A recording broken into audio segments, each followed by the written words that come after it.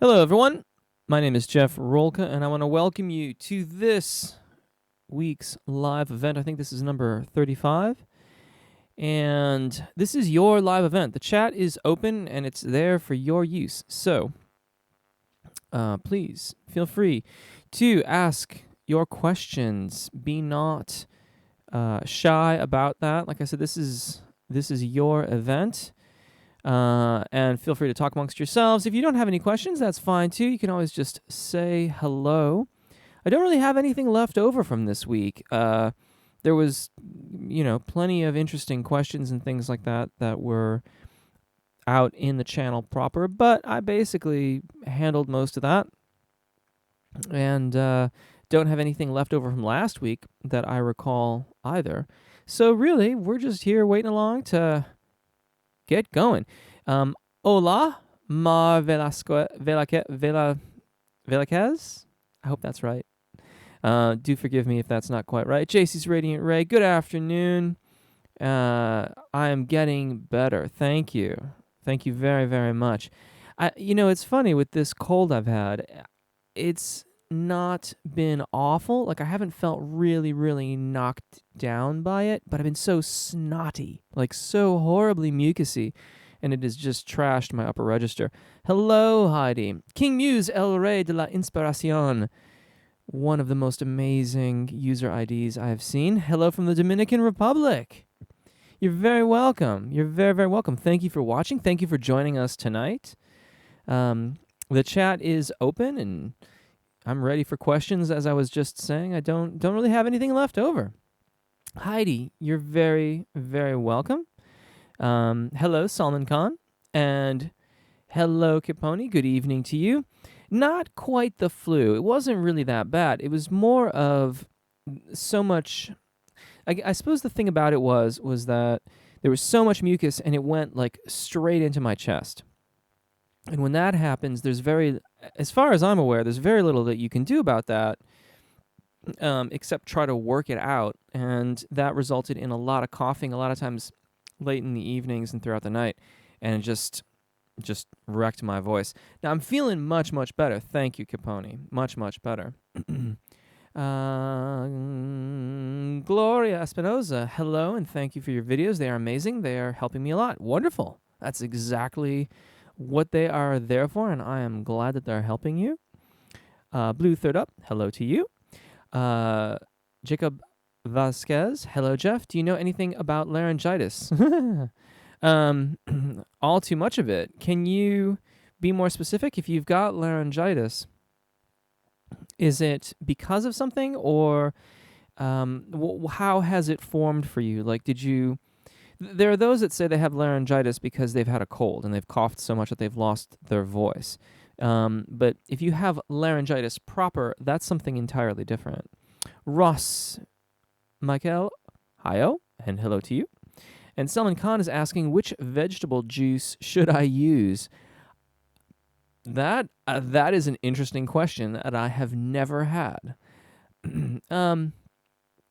But that's a really interesting question, actually, because my immediate thought was I started thinking about the vegetable juices that I like. And every once in a while, a little tomato or tomato. You may say tomato, and I may say tomato.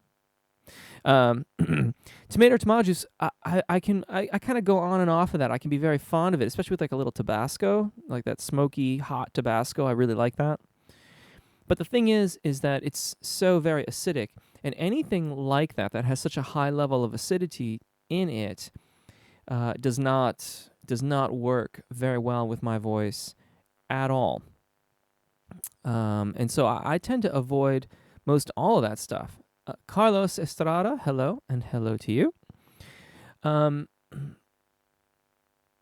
that's really the only vegetable juice I can think of. I know that like juicing can be a very popular thing, but it's not something I have ever indulged in or gotten on board with. And I don't even know any people that really do a lot of juicing, and nor have I even worked with people that do a lot of juicing. So my advice to you is to experiment with the kinds of juices and concoctions that you have been recommended or are on your kind of health program, whatever that program might be, and see how they affect your voice. So, and all the other rules apply. Not too, if it's too hot or it's too cold, if it gets really hot or it's really cold, then allow yourself a little extra time after you've had the juice before you start singing. And then see how it affects your voice during a non-critical kind of practice scenario. So, don't drink the juice an hour before you're taking the stage at a gig. Have it on a day when maybe you have a day even in between performances. Like if you're going to perform on Wednesday, try it on Monday and see what happens. And then kind of go from there. Unfortunately, it's just going to be a little bit of trial and error, as it is with so many things that are food related. Obviously, be careful if you have any allergies or sensitivities, things like that. If you have not seen a doctor to know what, if anything, you have allergies for, then you might consider checking that out. Heidi Baker. This week I was so tired of mezzo range singing, I used mostly tenor or alto warm-ups. Back to normal now. Yeah, I can dig it. It can get exhausting, especially if you're really pressing into the upper range of your voice. And some of those mezzo videos go, quite high, nearly as high as a soprano video. And thinking of your voice as an alto, they would certainly provide a lot of challenges, but I applaud you for digging into that stuff. It's only going to make the range that you typically sing in that much stronger. So well done.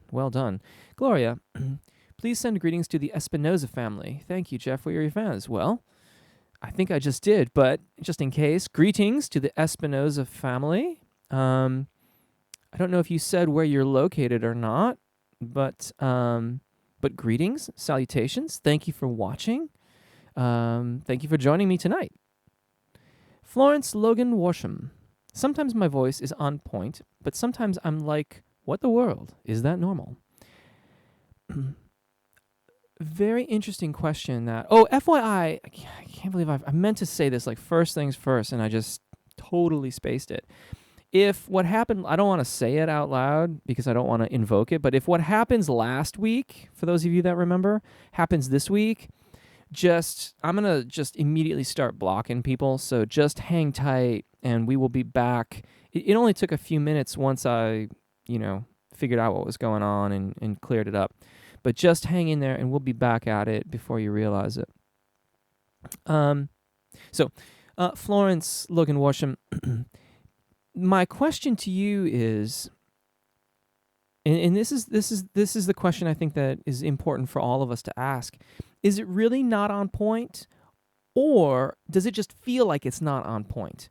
Because there are many, many days when I sing and I feel and think to myself, this is really not happening. But then perhaps I'm having a lesson where I'm receiving a lesson, or I've recorded myself and I listen back and I'm like, actually, it's perfectly fine. There's nothing wrong with it. Sometimes it doesn't feel right. But if you've built enough good habits into your singing practice, which is, what this channel is about, then it's quite likely that no one except for yourself will notice that it's not actually that feeling is something that you're experiencing internally and it's not projecting into your voice. Now, if you can objectively say, and by objective I mean you've heard a recording or you've been with a teacher and they've said, actually, no, you're having not a day where you're not really on, then depending on where you are in your process and in your practice, greater consistency comes with greater practice of proper technique. That's my belief in the system. So that's why the channel is built to be very usable over a very long period of time, so that we can just build and build and build and build good habits into our vocal performances. And that way, we get really great, consistent results. And some days you still won't feel like it's really happening. But when you listen back to it, you realize, actually, it's okay. But yeah, maybe chime in with that. Let me know Let me know. Oh, I can see down there. Feels like it. Laughing out loud. Yeah. Yeah, I can dig it. I can dig it. Many, many days like that. Many, many days like that. Gerald Malloy has retracted his message. Florence, and thank you for your videos. You're very welcome, Florence. You're very welcome. JC's Radiant Ray.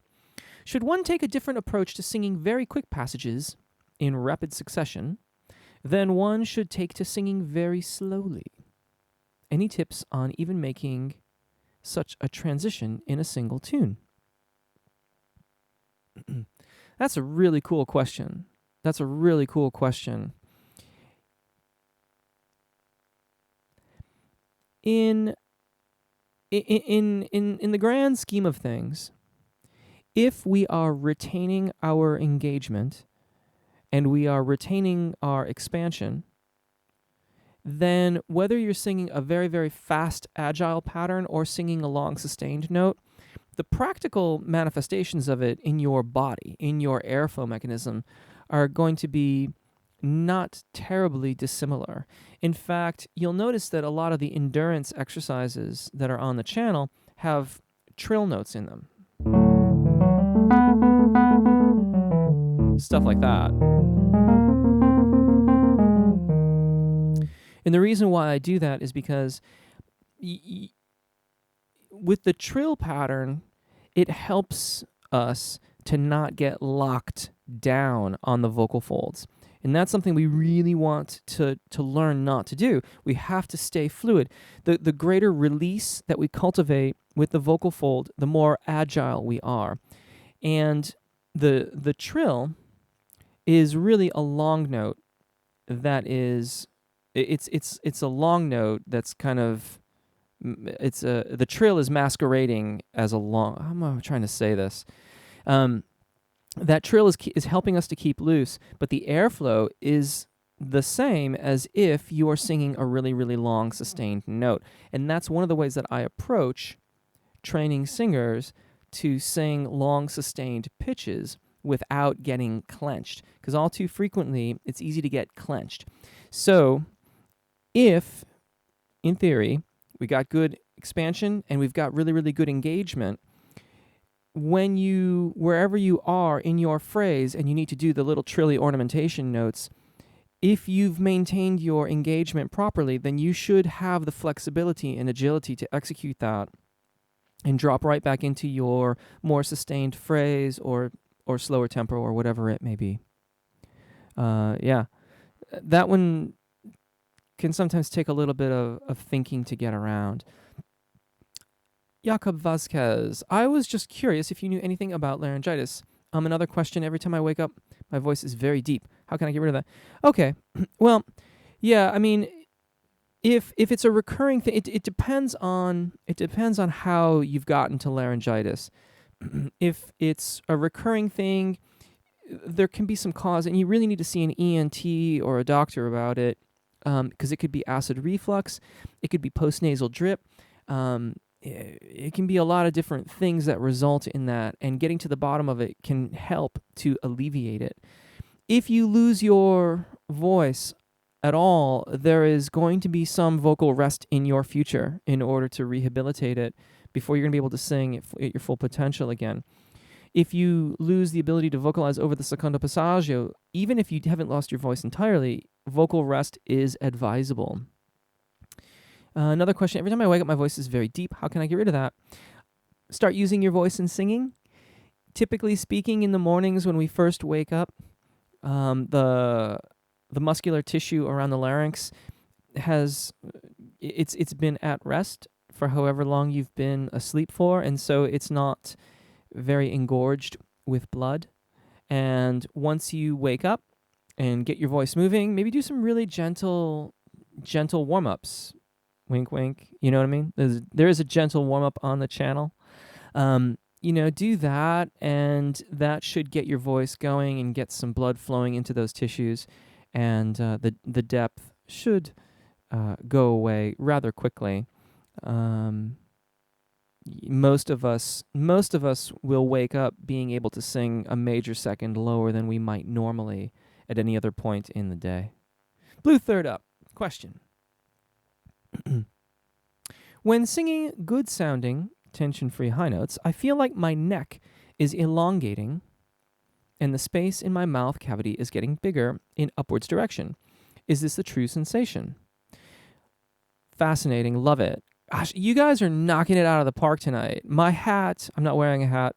If I had a hat, I would take it off. Beautiful questions. Love these questions.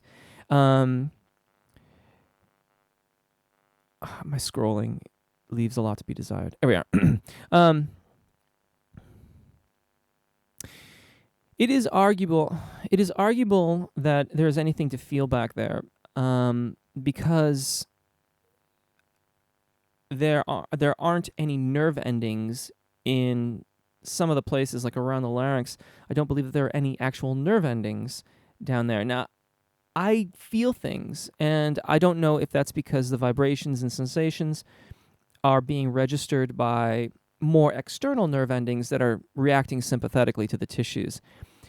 If you are feeling that and you like the result, that is a very, very good way to continue to cultivate that sound and that tension-free high range that you have going. Now, if you really, really pull back on the nasal pharynx, like making that sound, which is kind of a clicking sound, it's kind of like the pig thing, but it's more of a popping of the soft palate in the nasal pharynx. I feel like I can feel that yanking back as well, and that may be what you are feeling, is the muscles engaging around those tissues. So, yeah, I think you probably are experiencing that feeling, though there are those who would argue that there are no nerve endings in that area of the oral cavity. Carlos Estrada, when you try to expand your range, are you supposed to feel some tension on the notes you are trying to hit? And if you keep singing uncomfortable notes, will they become easier, or just ruin your voice? Well, I don't think it's quite so black and white. Thank you. Again, good question. By the way, I'm trying to be very deliberate about reading out all these questions that you're asking, because apparently after the event is over, you can't get the chat. But next to the thumb up, thumb down, like if you look at the thumb up, thumb down in the viewer, there's like a little bit to the left of it, there are these, I think there's some dots. And underneath that, I'm not sure, it probably doesn't do it right now, but once it's published to YouTube, it'll say like, obtain transcript. And you can open up that transcript and it'll have, I don't know how, it's amazing to me how it does it, but it'll have everything that I've said. And so in lieu of being able to get the chat, I'm trying to be very clear about reading your questions in case you need to come back and reference this at a future date. So it's not quite so black and white as that, Carlos. If you, and this is one of those areas where it's really, really good to have another set of ears on your voice. If you are making a successful transition through the secondo passaggio, but there's a little bit of vocal fold tension, a little bit more tension than what's really ideal, you'll hear it, yet you'll still be able to make the transition into your upper register, and then you'll be able to come back down. Now, if you're getting stuck either in thyroarytenoid dominant or cricothyroid dominant, and you're unable to make that transition, that's a lot more vocal fold engagement than is ideal, and you really, really need to redouble your efforts on your airflow, and perhaps even the alignment of the vowels, because if the vowels are too narrow coming into the zona di passaggio, they're going to constrict airflow such that it can require you to induce more vocal fold engagement. Now, let's assume that you're making a good transition, but you still feel like there's a little bit of squeeze happening above the secondo passaggio, so-called break, if you will. That you've noticed it is excellent.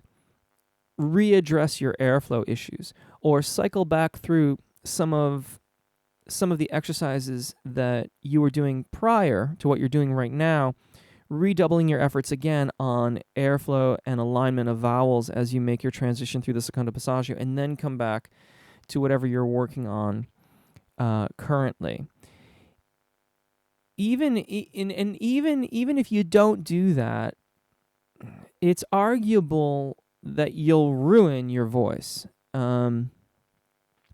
That depends on, again, if you're making a successful transition through the secondo passaggio, you've done a lot of the heavy lifting. You've done a lot of the work that you need to do to ensure that you're going to be able to sing indefinitely in a healthy fashion. If you're belting, that's an arguable point. My standpoint on that is nothing more than a major second above the secondo passaggio. Anything more than that, and you're inducing so much thyroarytenoid dominant engagement that you are not only limiting the range that you can sing, but also just the clock starts ticking on the wear and tear of your voice quite quickly, in my opinion. And again, there are many people that would argue that point. So yeah, not quite so black and white as that, but I would address your airflow additionally, and my hope is that with a little bit extra practice on airflow and engagement, that little bit of strain will go right away from you. Capone, I have always these questions, but I know one good singer, and she, in the end of phrases, lifts her eyebrows like a surprised expression. Does it help? Someone told me to do that once. That when you were going up into your upper register, you needed to raise your eyebrows. Now, the one thing about that may really objectively help is that if with the eyebrows you're also getting the cheeks, that can really lift not only some of the weight off of the sinus passages in your face, opening up some of that mask resonance, but it also tends to take your soft palate along with it. And that's if you've heard the inner smile technique, where your vocal instructor will say, like, give me a really big toothy grin, such as that. And when you lift up those cheeks, the soft palate will tend to go with it, and that creates a nice little pocket of space in the oral cavity that has a great deal to do with the resonance above the secondo passaggio. So that the lifting of the eyebrows may be something that she incorporated into her technique and just does out of habit now. There are some sinus passages up in that area. It may open those as well. Gerard Malloy, hi Jeff. What is the best way to hold a straight note without any quavering? P.S. Fantastic warm-ups. Thank you. I appreciate that. Thank you very much. It's interesting when you have good airflow, vibrato, and I assume that you mean without any vibrato either, and that requires a slight amount of vocal fold engagement, more so than what would be ideal. When we have a good released system, when we've got a lot of release around the larynx and release at the vocal fold, and we have good engagement and airflow commensurate to range, then a little vibrato will quite naturally start to creep in. It typically feels like an instability in the voice when you're first starting it, but later on you can encourage it, and it's quite a beneficial aspect of your vocal training to cultivate, particularly as you move into your upper register. If you are going to sing straight tone, then you still need to have that really great airflow. However, that instability that you may feel from the release around the vocal fold, you'll in fact sort of tampen down slightly. The trick is to not do it too much, because too much, and then you'll start to get an affectation to the tone. So, if we sing,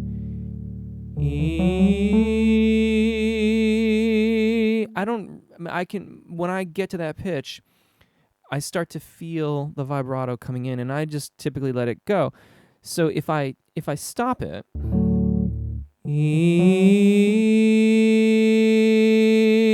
and I still want to do it,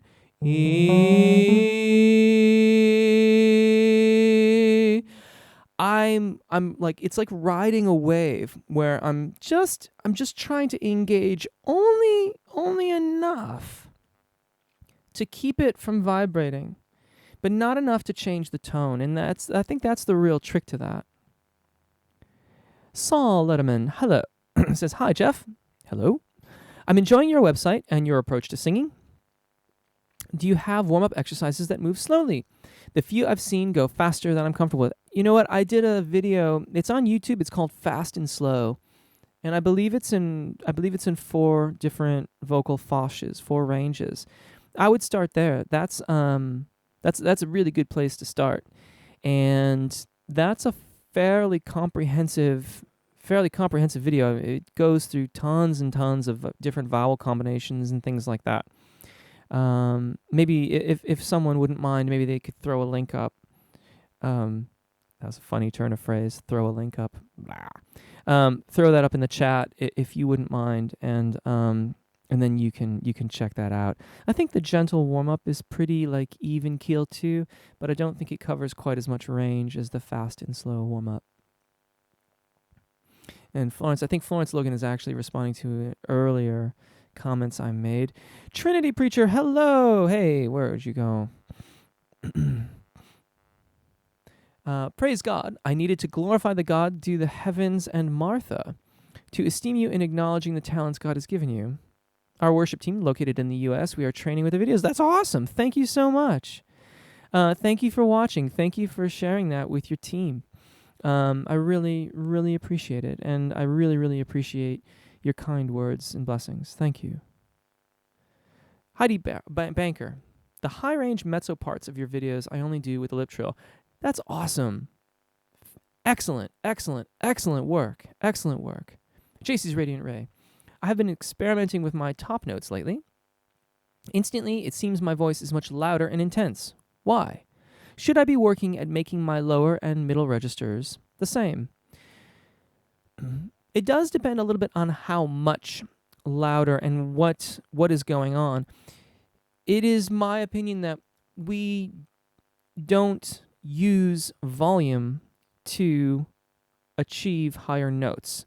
Volume, an increase in volume, is the natural consequence of a well-aligned, well-supported system. So, if you have good airflow and you have good vowel alignment as well as vowel modifications through the zona de passaggio, if you are maintaining release around the vocal fold, as you ascend, in order to maintain that release, you need to have more air moving over the vocal fold, more engagement. That additional airflow results in increased vibrations at the vocal fold. And that also, because we're maintaining our release, which is really crucial here, we're maintaining release, then the soft tissues surrounding the vocal fold in the oral cavity will begin to resonate sympathetically along with the vocal fold, and that results in a much, much louder volume. That's how our dear friends at the opera achieve those big sounds. So our voices are meant to get louder as we mount the scale, is the way it's referred to in textbooks. We are said to mount the scale as we ascend. So when you go up, it's going to get louder. When you go down, it's going to get a little softer. I don't think that the expectation that your lower and middle registers would be the same in volume, I don't think is necessarily achievable in a vernacular, in a popular format way of singing. Opera singers still have volume differentials between their low registers and high registers, but they minimize that. However, you sound like an opera singer. You don't separate those two things. That volume goes with the way they create that sound. They are intertwined. Quan Grant. Hi, Jeff. Quan here from Connecticut. I'm enjoying these sessions. Thank you. You're welcome. Thank you for joining us this evening. Trinity Preacher, we love and appreciate the instrument you are, Jeff Rolka, for the elect of God as we pursue excellency in his sovereignty for his worship and glory. God bless you and your house in Jesus' name. Thank you. It is very, very kind. Scrappyism Kuyahun. I hope I did that. I hope I got close on that one. Please forgive me if not. How do I find my head voice? Good question. I would recommend you start from the top down. I think if you're still looking for it, take stock in whether you're male or female. That'll at least narrow things down a little bit for you. Excuse me. That'll at least narrow things down. If you're male, then it's almost certain that your secondo passaggio is going to be somewhere between, like D flat ish, D flat, D natural above middle C, and F sharp above middle C. It's going to be in that zone somewhere. So, actually, no, hold on a second. You're not talking about your secondo passaggio. You're talking about your head voice. Sirens. When you're first starting with it, you want to do a siren. Woo! But notice the sound, right? It's higher register, but it's still a full sound, even though it has a certain coloration to it. It's kind of hollow sounding. Woo! Woo! And you can hear when it changes to my chest voice. Woo! What it is not is airy. That's not your head voice, right? It's also not squeezy. That's you trying to take your thyroarytenoid dominant singing voice and squeeze out a high note. Hollow.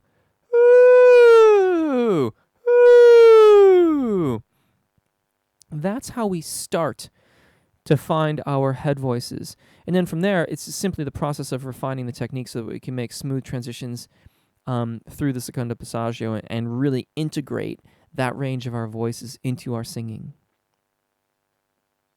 Good question. Good question. Great questions tonight. Love it.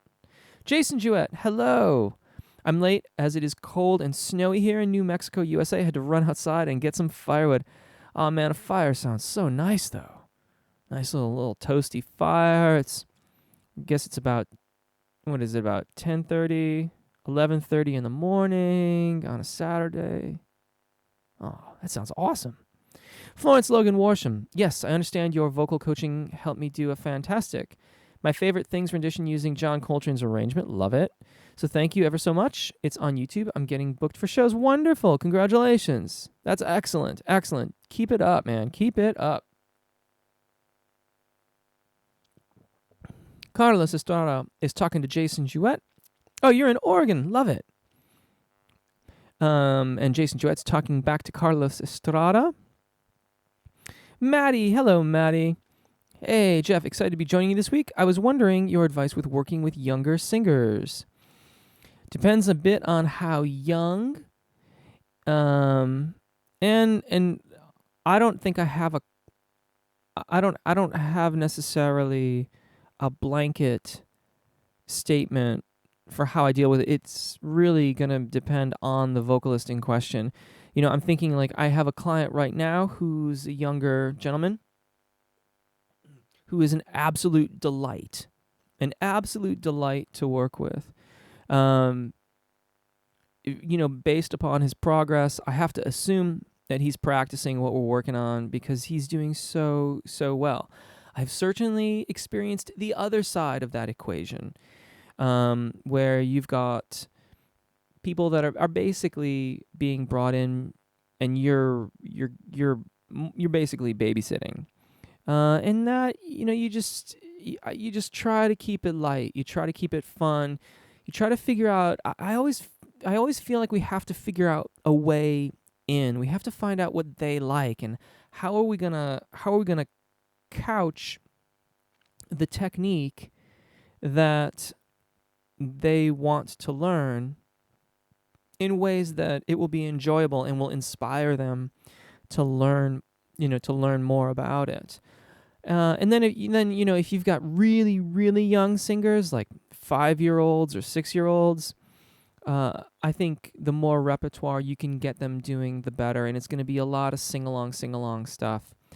With your range, if I remember correctly, you will have an easy time singing with voices in that register, much more so than if you had like a 16 to 18-year-old male vocalist who's just gone through their voice change. That would prove there's a little translation because they're almost always going to be singing an octave below you.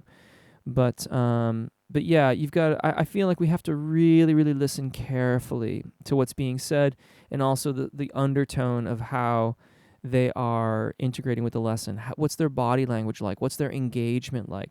Are they coming in with new music to work on, or are you just always picking some tune out of your books and off the net to work with them on? How do I find my head voice instead of singing falsetto? Right. Thank you for clarifying that. I hope I addressed that. The sirens are the way to begin that practice. They're not gonna make it so that the range is utterly integrated, though. You're gonna have to work to get that integrated, but that's how you're gonna find it. And I can see that I've fallen a little bit far behind here, so I'm gonna start speeding it up to make sure I can get as many of your questions as possible. Andrea Quintana. Hi, Jeff, and hi, all. I have one question for you. When I do exercise or when I sing a note with piano, I sing in tune, but sometimes when I sing a song, I go flat or sharp, even half step. Your English is fine. Your English is absolutely fine. Thank you, in fact, for doing that in English, because otherwise I would not be able to chime in on this or help you. Yeah, that is one of those things where you have to have a really, really firm concept of where the pitch is located when there isn't a guide track that's playing. That's why, like, in one of the videos, there's a video that's how to, like, learning the skills to sing lead vocals or something like that. And in it are these exercises, and I call them fill in the blank exercises. Because what you do is you sing an arpeggio ascending, we, we. You sing the scale descending, even though the piano's playing the arpeggio. We, we.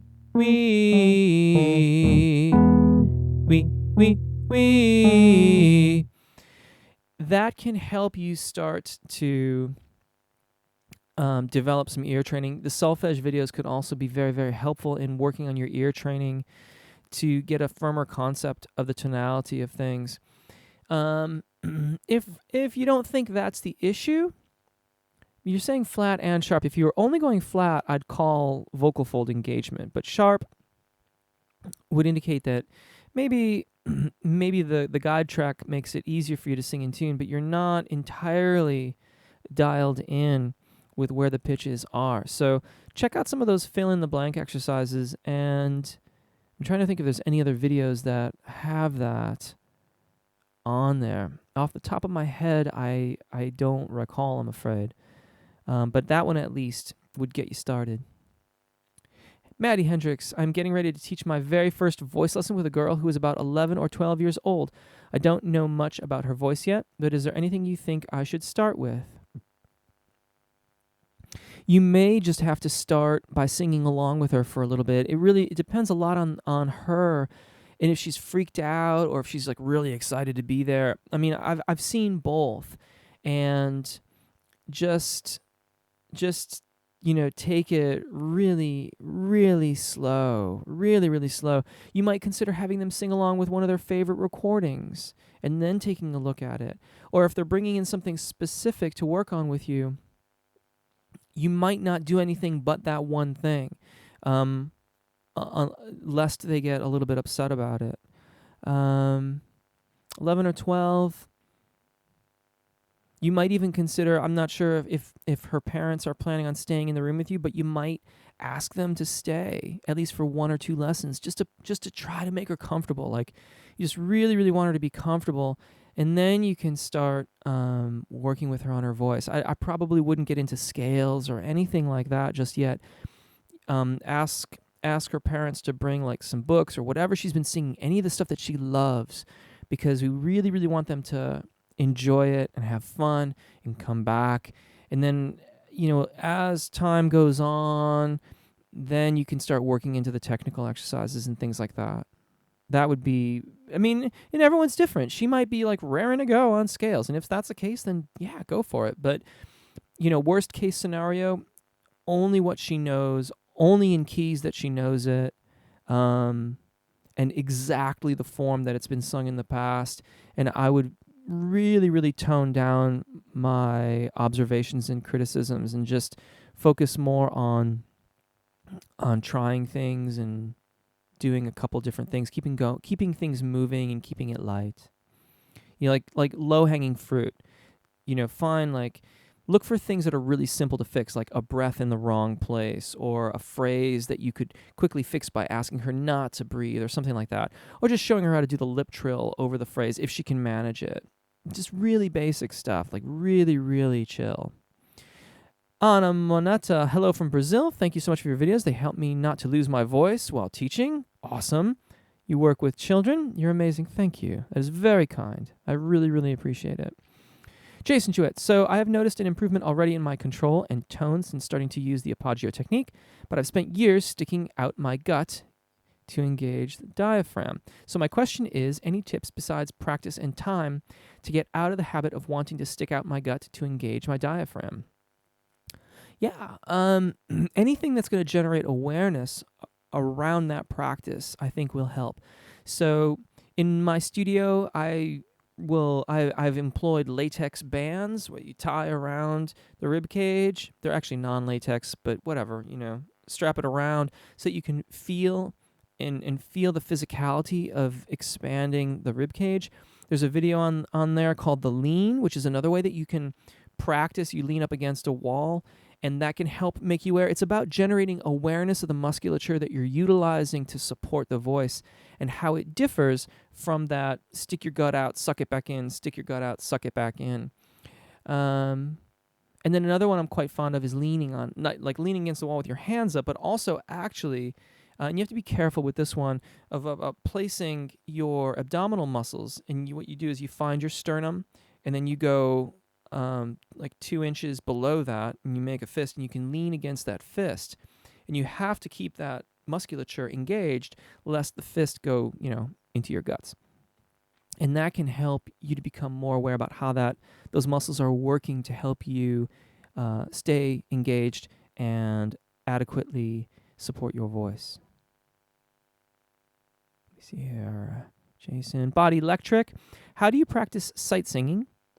And how would you get ready for an audition that says it requires it? How do you get ready for auditions? This is amazing. You guys are just knocking it out. I know I said this 15 minutes ago, but really amazing stuff tonight. Okay, I mentioned this public. Okay, so there's a thing called the public domain in the United States, and what it is that copyright laws expire after 75. I think it's 75 years, and musical compositions, or most anything, is said to enter the public domain. That's why this week's video had "Take Me Out to the Ballpark" in it, and I don't get any copyright strikes for that. I still, it's totally fine in every conceivable way because that song is part of the public domain. Same thing with Danny Boy from a week or two ago, whatever it was. I've shared this link before. If there's a closed group on Facebook now. I'm still waiting to figure out a better name. It's called Sequencer, which is kind of whatever. But if you want to go to that, I can share that link with that group. If you look for it, or leave a comment somewhere, and I can send a link to you, and then I can put links to those public domain resources, because in these links have downloads with books that have thousands and thousands of songs. And what you need for sight singing is you need to be able to have a vast supply of material that you have never seen. So you can flick through these books. I mean, I don't think I've gotten through 100 pages of it yet. And I've never seen any of these tunes. And it's just song after song after song after song after song that you can practice your sight singing. I find solfege very, very helpful when it comes to sight singing. There is a bit of a translation that goes from just singing the solfege to actually singing the lyrics and getting the melody and lyrical content integrated. But for myself and for those that I work with to train in this practice, We work on solfege and then integrate the lyrics at a later date so that you can process the melodic information and then integrate the lyrics. And getting ready for auditions in general depends on the audition, but that's how I would deal with the sight singing. And hopefully you've got some time that you can begin that practice. Moxwoo. Hey, Jeff, what do you mean when you say engaging airflow? I don't really get it. I prefer to, when I talk about engagement, the generic term for that would be support. I don't use that term because it's been used so much in vocal pedagogy as to be meaningless any longer. And I certainly don't want to be misunderstood to think that I'm suggesting that you're doing any of the like stick your stomach out, suck it in, any of that stuff. So when I talk about airflow and alignment of the rib cage and abdominal muscles for preparation for singing, I talk about expansion, where the ribs are expanded laterally, and then I talk about engagement of the rectus abdominal muscles, so the front muscles at the bottom of your torso that lift up towards the sternum, where's your breastbone. What you do that is that when you do the expansion, the diaphragm descends. When you engage those muscles, the diaphragm resists it, and that creates the suspension that the Apagio breath management system requires. And I generically, in my teaching, refer to this as engagement. I hope that clarifies that. Maddie, I'm a little nervous as I have never taught someone before, so I just wondered if you had any good advice. Well, I hope that does help. Just take it easy. I think it's going to be great. If it doesn't work out, then just think about that and reflect on it a little bit and come back next time. I think the most important, if I was going to reduce it all, I would say just take it slow, take your time. Neither your client nor you will benefit if you try to rush too much information or too many skills or too many fixes all at once. Just take it slow. I would highly recommend you record your lessons. It's primarily for the client. In theory, you could reference those recordings as well at some later date to reflect on your lesson, your approach, the way that you taught it. In reality, I've only referenced a few of my lessons over the years a couple of times just to clarify certain things that there were misunderstandings about. But those would be my two sort of overarching bits of advice. Quan Grant, I'm a baritone, but I can sing some high notes. Is it possible my range will expand? Absolutely. Is it possible to go from baritone to tenor? Kind of. I sing tenor in church, but I also go hoarse fast. Okay. If you're going hoarse really quickly, you may be belting. In other words, using your thyroarytenoid dominant singing voice to reach some of those high notes. I would recommend learning to make a smooth transition through the secondo passaggio so that you have a bit more facility up there. That will in turn expand your range further. So if you are a baritone and you're singing tenor parts that go up to say like an E or an F above middle C, once you make that transition through your secondo passaggio, again, assuming here that you're belting, and if you change that so that you're making a transition, now you're talking about singing up to an A above middle C pretty consistently. That will also, that's why I started saying this, is that will be one of the main ways to keep you from going hoarse. If you're going hoarse, and if you are in fact using your thyroarytenoid dominant singing voice, then it's possible your range will not expand as much. But if you change that to make the transition, then you will get more and more range. Is it possible to go from baritone to tenor? Not exactly. There are lots of baritones that masquerade as tenors.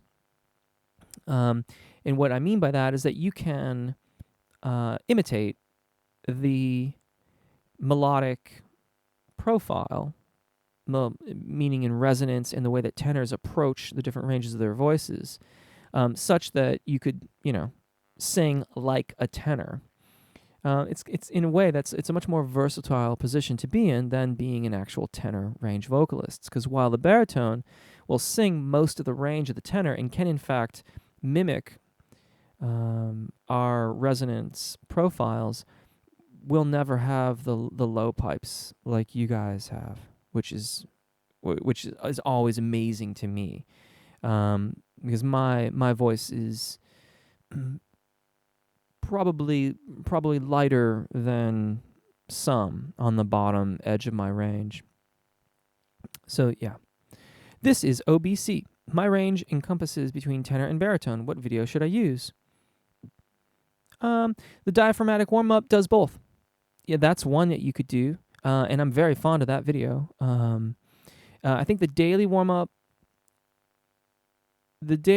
is probably fine for baritones, but it might not get quite as much low end as you need, but you could bounce back and forth between the baritone and tenor warm-ups if you wanted to. But the and there's another one. There's actually a couple on the channel where the baritone and tenor ranges are encapsulated in one video. The diaphragmatic breathing warm-up is one of those. It's just for male voices. So that's what you can do, is you can search the channel for just male voices, and those videos will contain a complete range for not the like real extended tenor range, or even, well, it'd be more extended for baritone, I suppose. It won't be really, really extended for tenor, but that would be a good way to find those videos on the channel. Blue Third Up. Joseph Shore, a baritone, sings songs in original tenor key and says that he is able to sing that in that high tessitura by shifting to the head voice early on. Can you explain this, if this makes sense to you? Yes, that's exactly what I was saying about Quan Grant's question. And the head voice is the cricothyroid dominant singing voice. Though those are synonymous. I refer to it as the cricothyroid dominant singing voice because that is becoming the preferred nomenclature in the sort of professional pedagogical world. But more than that is that while I might have to explain what that means, it doesn't come with the confusion that head voice does, because some people think that head voice is but that's really more of a falsetto tone production. When you are shifting into your head voice, full disclosure here, I'm still a little bit under the weather, so I'm going to try and make this as seamless as I can.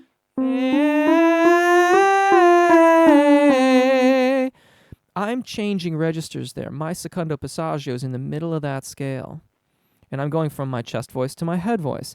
But if you match the resonances, then you get a very seamless sound. You get a consistent timbre of your voice throughout your registers, and that's what he's doing. And if he's going there a little bit sooner than he might normally, well, that's fine. That can sometimes make the transition even less noticeable. Yeah. JC's Radiant Ray. I have been experimenting with my top usable notes lately. Instantly, didn't I read that before? I'm sure I read that. Shati, good day, master, and good day to you too as well, Shati. El Salo, hi, man. I will start as first a cappella teenager in 2017 with 16 years old. I just want to wish you a happy new year and Christmas. Have a good 2017, Jeff. Thank you very much, El Salo. And the same thing to you. Shati, when I first started, I was a heavy metal vocalist doing growls. From that, I became an R&B singer, and from that now to soul and jazz. Is it going to put too much stress on my vocal cords? You would be able to better answer that than I. If you're not feeling any stress or strain right now, then I'd say you're doing great. As long as you are maintaining... When I worked with screamers and growlers and some amazing metal singers back in California in San Francisco, the main thing that we worked on was adequate airflow and engagement to ensure that they would only use as much vocal fold engagement as was absolutely necessary, and I would encourage you to do the same. That will keep you healthiest for the longest amount of time. Now, if you're going to go into those extreme areas and growl and scream and stuff like that, in a way, the clock is ticking. But with good engagement and airflow, you may be able to keep that clock ticking, and by that I mean vocal fatigue, for a very, very long time. Quan Grant, I noticed when I sing full and loud, I can sing high, but I find it difficult when I try to sing the same notes softer. How can I work on that?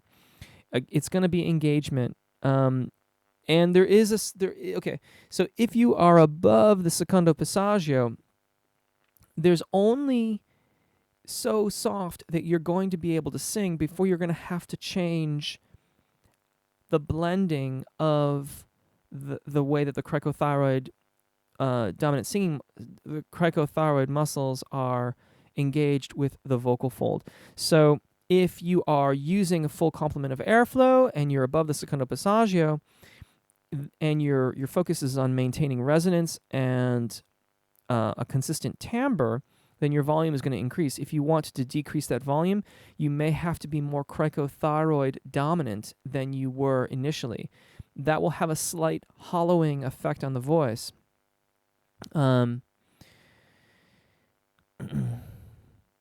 So yeah, it's not like a piano, right? Where I can just turn the volume down.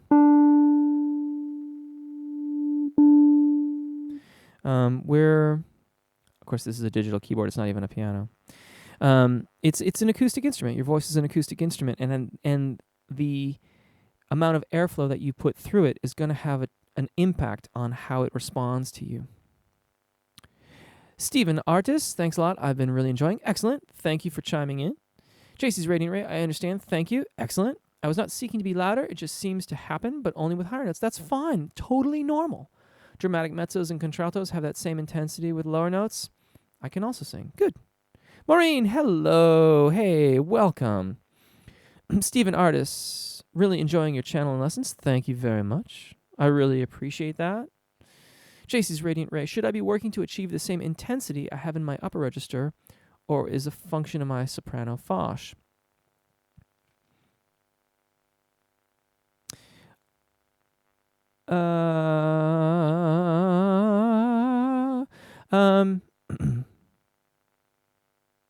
I don't think so. No, well, intensity, it depends a bit on what you mean. I mean, I think it can be intense in the lower register, but it doesn't necessarily mean loud.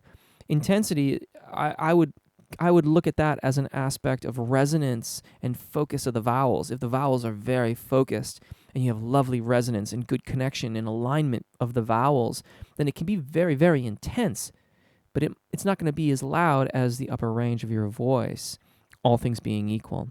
Aloha! Oh, thank you. That's so awesome. You're the first person I've heard chime in from Hawaii. Mahalo? Is that right? I think it's mahalo. Which key would you recommend for tenors? Love the questions tonight, folks. Love the questions tonight. Stephen, I'm afraid there isn't actually a very simple answer to this question. Truthfully, it depends on the melody of the song that you are singing. And it kind of depends on the vibe of the tune that you want as well. You know, I don't know if you saw it or not. I think it was 2 weeks ago or 3 weeks ago I did a video, and I believe it's called Why Do We Transpose? It's a quick tip. And in that, I talk about why we might move keys around, and it's largely dependent on the melody of the song that we're singing and the vibe that we want to sing. So in the video, I'm singing Danny Boy, and I show you a variety of different ways of approaching the tune, and you can hear the different vibes that it evokes when you try to avoid going over the secondo passaggio, or when you do go over the secondo passaggio. You might check that out. Maybe pop back in next week and we can talk about it. JC's Radiant Ray is talking to whom it may concern about singing lesson high note and low note consistency for each vocal type. Really? I didn't realize that you couldn't do links in the chat. How fascinating. Well, considering what happened last week, that's probably a good thing. I shudder to think the kind of links that would have popped up in that little Shindig. The Mober, Monsieur Maubert. Hi, Jeff. I would love it if you did a real long and full vocal warm down. You've done one before, which does help, but I'd love another one. Really help me, but I feel like I should be doing a long one.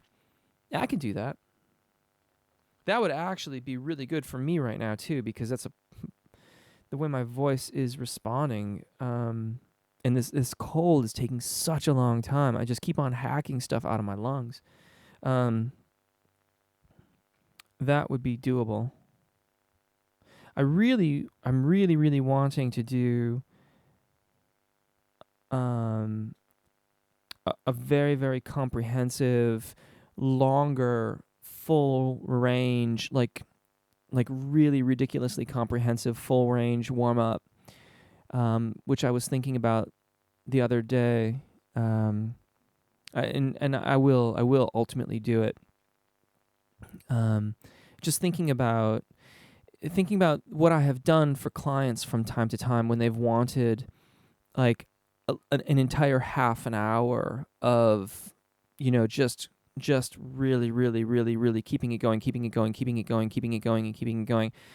And the trick is going to be to get the descriptions. I know I try to keep the descriptions mid video to as short as I possibly can, but what I really want to do is just have them almost be non-existent, where I can just sing the exercise once, but the pacing on it is going to be really, really fast. So I got to give it a little bit of thought, but that's kind of what's been on my mind. But yeah, I'm happy to do that. Greg's Life 7. Do you have advice for singing high notes quietly? Just talking about that. I've been building my falsetto and it sounds decent now. There's just a tough region right above my passaggio, E4-ish, where it's hard to sing quietly. Yeah, exactly. I mean, that middle, that's, right there. I mean, that's just going to be, that's where, that's always, I'm sorry, I'm not really saying anything of value.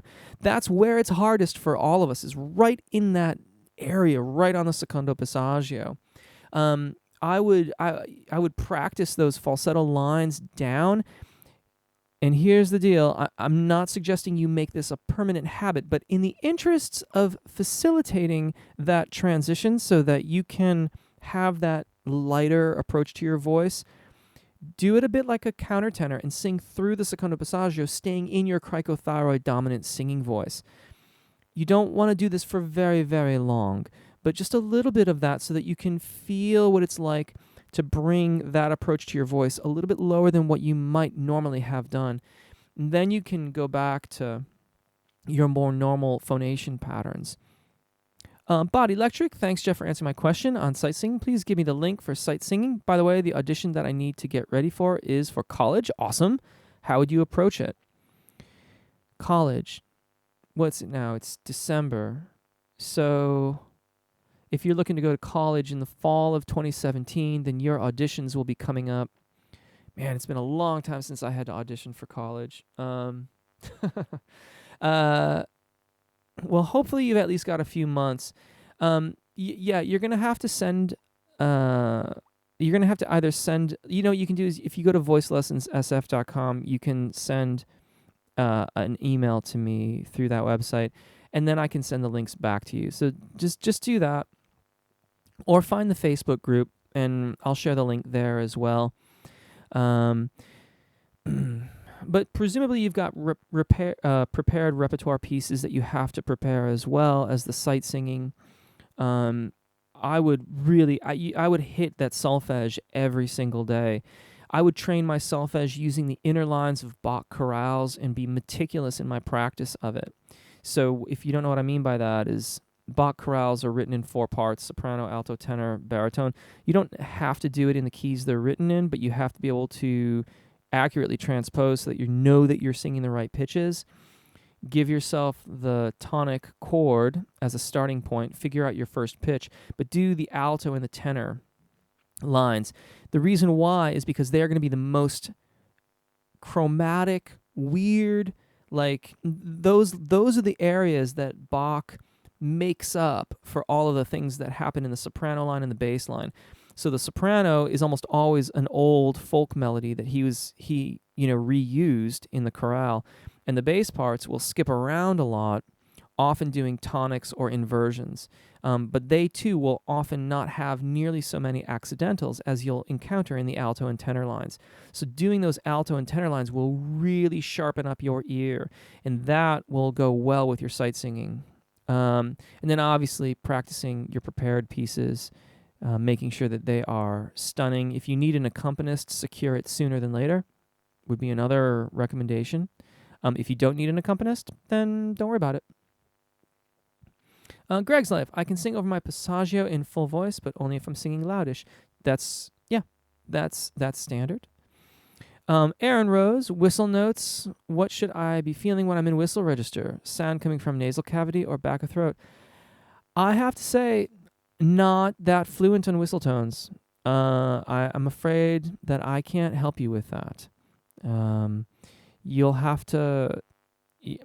My suspicion is that you're going to feel it more in the sinus cavity, but when you're singing in whistle tones, the epiglottis is covering the vocal fold, and the aperture it creates has a lot to do with creating those pitches. So it's probably some combination of both, but I'm sorry I can't be more helpful in that.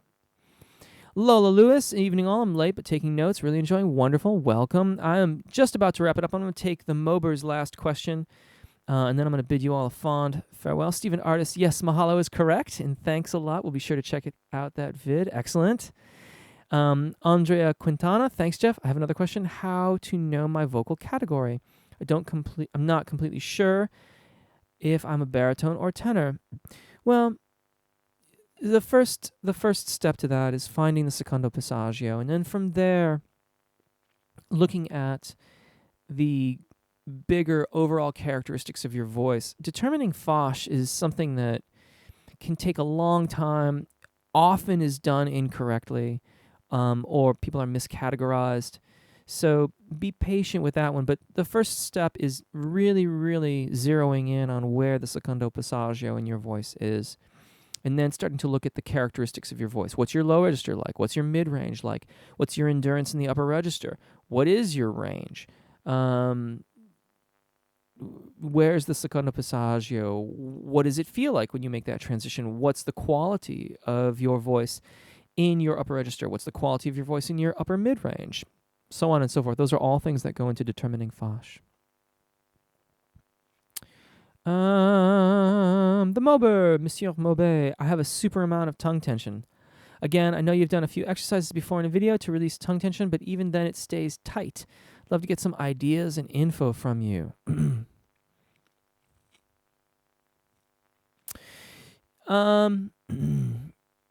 Gosh, yeah, the tongue tension is just so tricky. I mean, keeping it out is really, really good.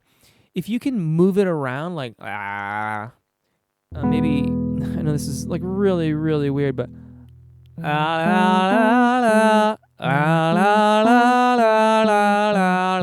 kind of flicking it across the teeth. La la la la la la la la la la la la la.